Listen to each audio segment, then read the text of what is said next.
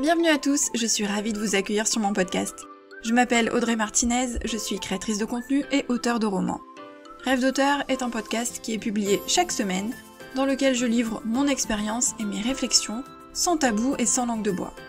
Mon but étant d'aider les auteurs à réaliser leur rêve d'écriture, aller au bout de leur projet et à vivre du métier d'écrivain.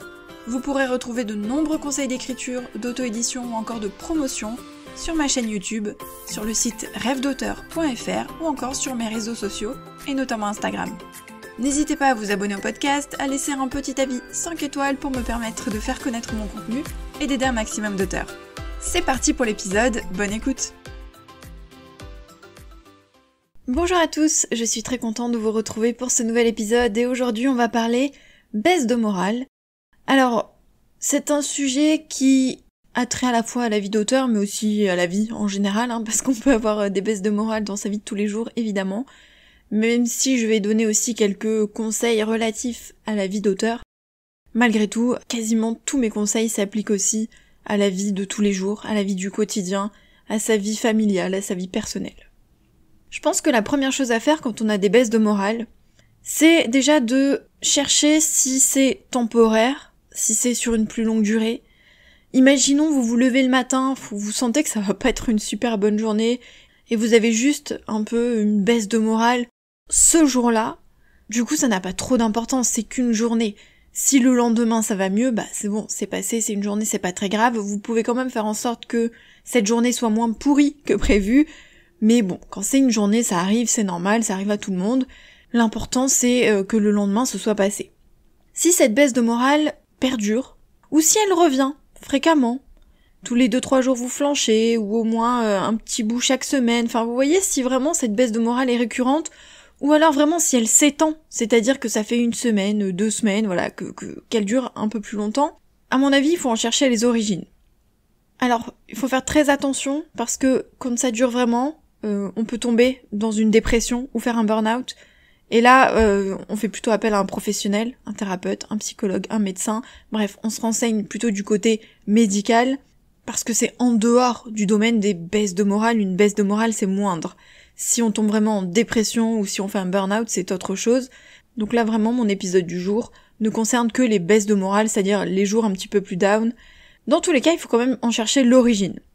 Parce que si on en connaît la raison, on est plus à même de trouver des solutions.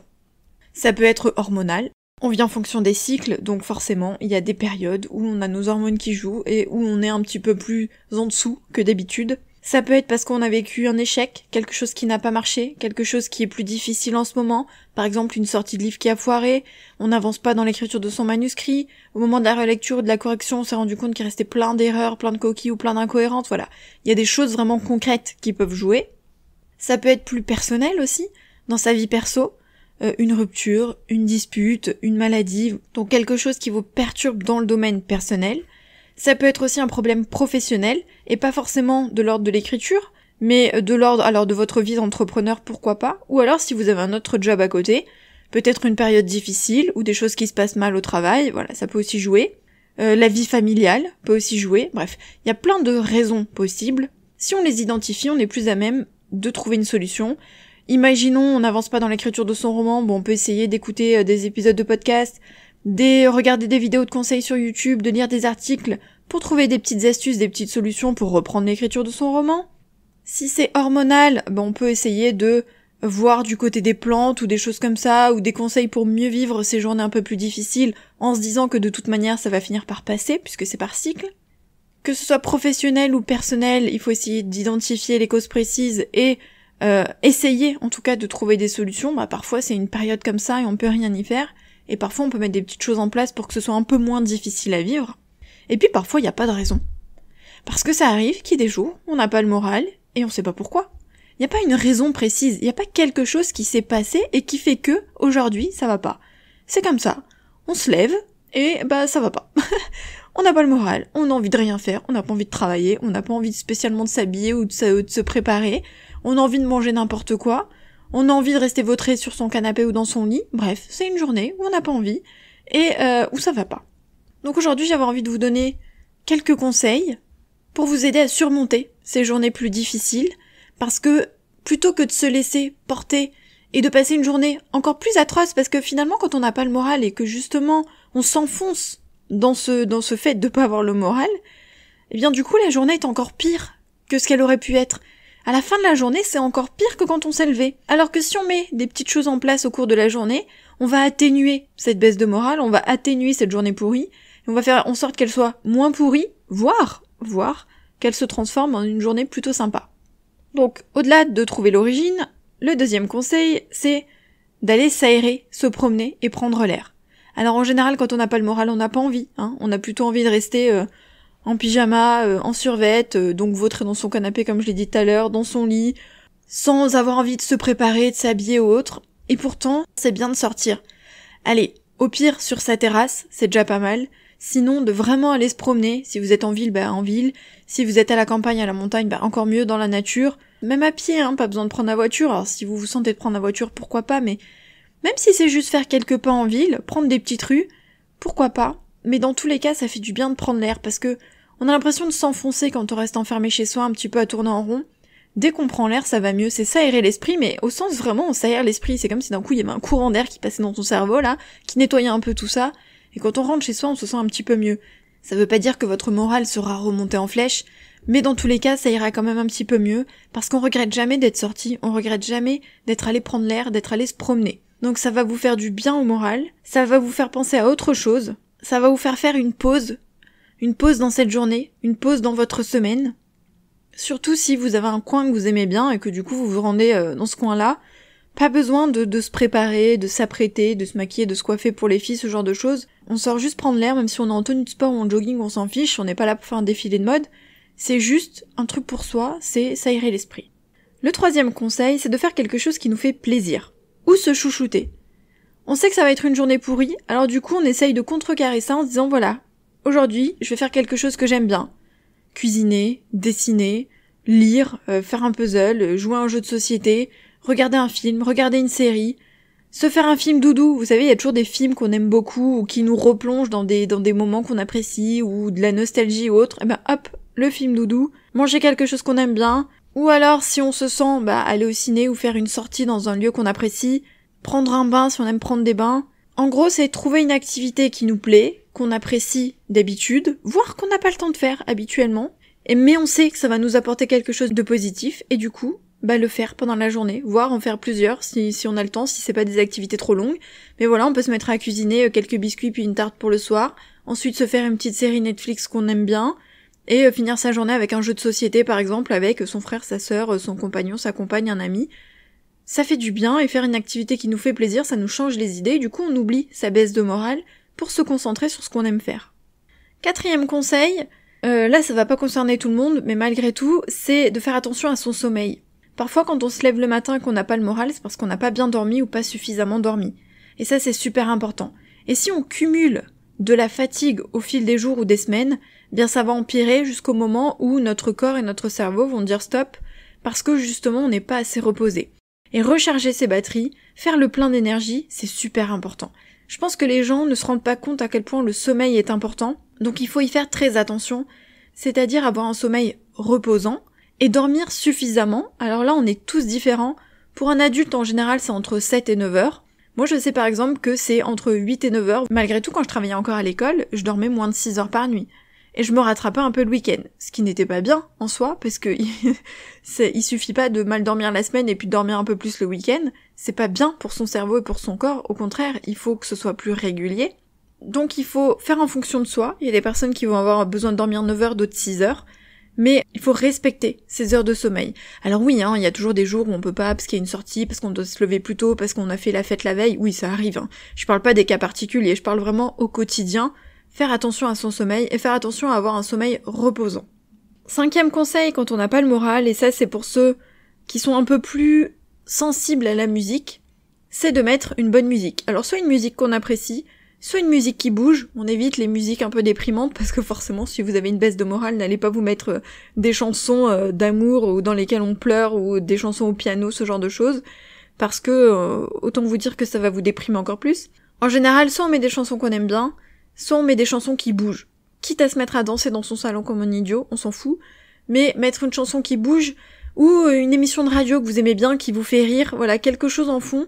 Déjà, il y aura pas le silence chez vous. Donc, des fois, quand on n'a pas le moral et qu'il y a en plus le silence, c'est encore plus pesant.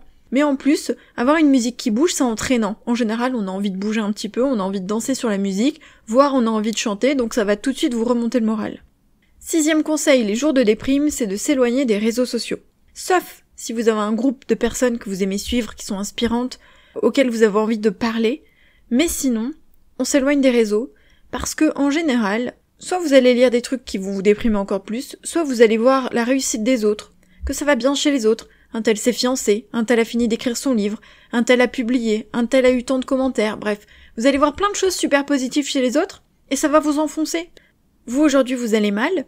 Imaginons, vous avez foiré le lancement de votre livre, et là, vous voyez des personnes qui, d'un coup, sont dans le top 100 Amazon, ou qui ont des commentaires, ou qui ont une offre éclair, ou des choses comme ça, et vous allez vous sentir encore plus mal, parce que vous allez voir la réussite des autres, et ça va vous renvoyer le reflet de votre propre échec. Donc, ce qu'on fait, c'est qu'on s'éloigne des réseaux sociaux, pour quelques heures, pour la journée, pour 2 jours, pour 3 jours, hein. Ça dépend de votre état et de comment vous vous sentez, de si ça va durer ou non. Mais même les personnes positives peuvent du coup vous faire sentir encore plus mal.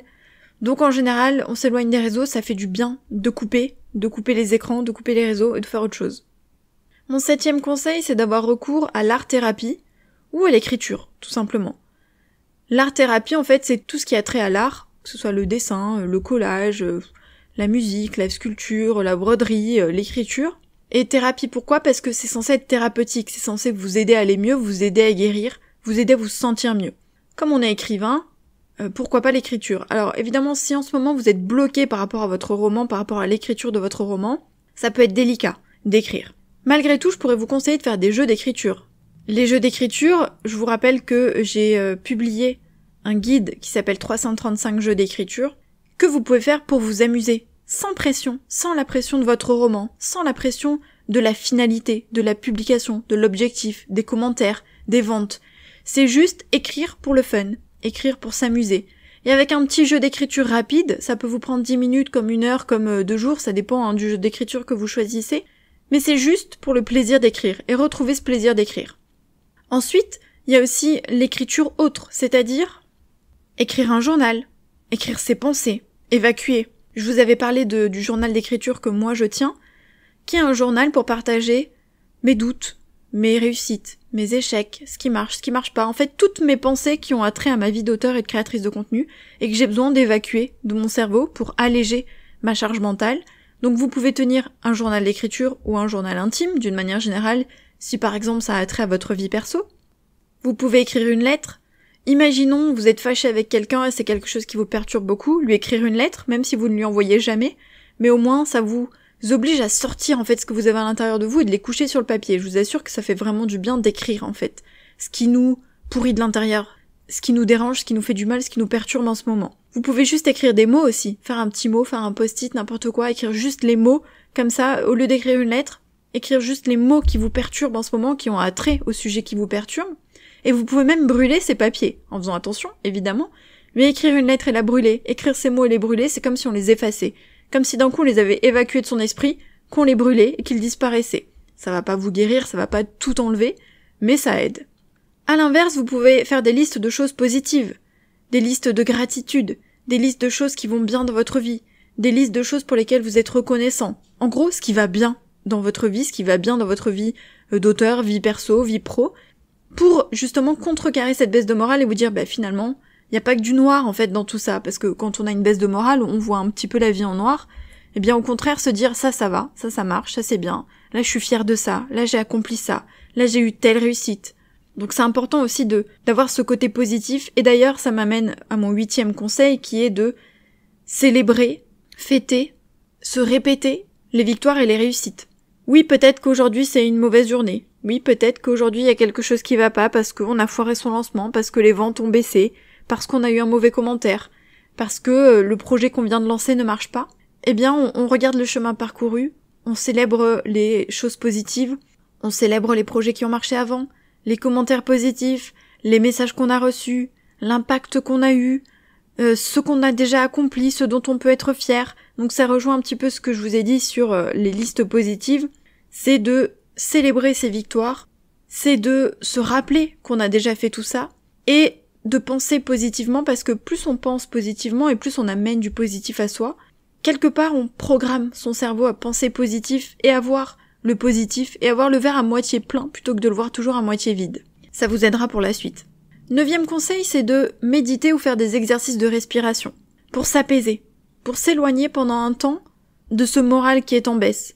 On prend une application de méditation, ou on prend une vidéo sur YouTube, ou on met une musique zen, on s'allonge ou on s'assoit en fonction de ce qu'on préfère. On fait des exercices de respiration pour se calmer, et on essaye vraiment de s'apaiser, d'apaiser son esprit, et vous allez voir que en général, après une séance de méditation et ou de respiration, vous allez vous sentir bien, sauf si vous n'en avez jamais fait, parce qu'au début c'est un petit peu difficile, il faut trouver le truc en fait, et il faut trouver ce qui nous convient, mais si vous en faites un peu plus souvent ou que vous en avez déjà fait, ça va vraiment vous apaiser, vous faire du bien. 10e conseil, c'est de partager et discuter avec d'autres personnes. Alors en l'occurrence, vu qu'on est auteur, si ça a trait à votre métier d'auteur, je vous conseillerais de discuter avec d'autres auteurs indépendants, des auteurs qui peuvent comprendre vos doutes, qui peuvent comprendre vos échecs, qui peuvent comprendre vos difficultés. Donc s'il y a des personnes desquelles vous êtes un peu proches, avec lesquelles vous discutez de temps en temps, n'hésitez pas à les contacter, envoyer un petit message. Si jamais vous ne savez pas trop vers qui vous tournez, vous pouvez poster un petit message sur les groupes Facebook qui sont faits pour ça. Les groupes entre auteurs, les groupes d'auteurs, ça peut vous aider. Dans le pire des cas, vous pouvez poster sur votre mur à vous. Il y a toujours des personnes, des abonnés qui vont vous répondre. Mais dans tous les cas, c'est d'échanger et vous allez vous rendre compte que les autres vivent les mêmes choses que vous et traversent les mêmes choses que vous, peut-être pas au même moment, mais comme ça arrive à tout le monde les baisses de morale et comme ça arrive à tout le monde de subir des échecs, des problèmes, que ce soit perso, pro, etc., ça va vous aider d'échanger et ça va vous aider à relativiser. Si c'est plus personnel et que vous n'avez pas envie de vous afficher, essayez de contacter plutôt des proches dans votre entourage, des amis, frères, sœurs, cousins, cousines, voilà, tout dépend de votre entourage proche, mais au lieu de se renfermer, ce qu'on fait en général, il vaut mieux essayer d'en parler et d'appeler une personne qui va nous épauler, nous soutenir, nous comprendre. Ce qu'il faut vous dire, c'est que les baisses de morale, on en a tous.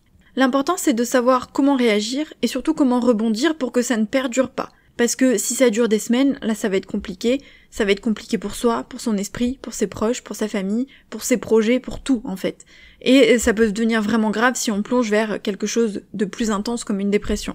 Donc, quand on a des baisses de morale, les accepter, se dire que c'est normal, se dire qu'on en a tous, qu'on n'est pas le seul à avoir des baisses de morale, et faire des choses qui vont nous aider à surmonter cette journée ou ces journées pour que ce soit un peu moins difficile.